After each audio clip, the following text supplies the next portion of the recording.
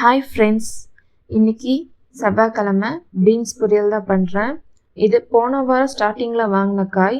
Carrot ரொம்ப கவலைக்கிடமாக இருக்கனால பீன்ஸ் மட்டும் போட்டு பொரியல் பண்ணேன். இன்றைக்கி எங்கள் வீட்டில் பிரேக்ஃபாஸ்ட் கொஞ்சம் ஸ்பெஷல்.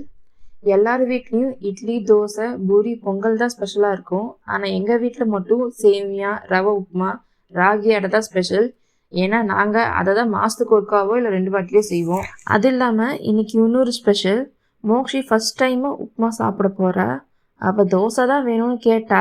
பட் நான் தான் மற்ற ஐட்டம்லாம் எப்போ சாப்பிட்டு பழகிறதுன்னு உப்புமாவே பிரேக்ஃபாஸ்ட்டுக்கு கொடுத்தேன்.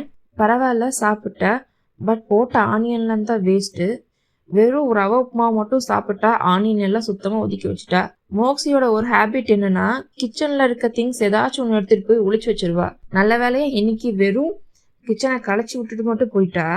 இல்லைன்னா ஸ்பூனோ இல்லை கரண்டியோ எடுத்துகிட்டு போய் எங்கேயாச்சும் ஒளிச்சு வச்சுருவா. நல்ல மூடில் இருக்கா போல். பிடிச்சிருந்தா லைக் பண்ணுங்கள் ஃப்ரெண்ட்ஸ், சப்ஸ்கிரைப் பண்ணுங்கள்.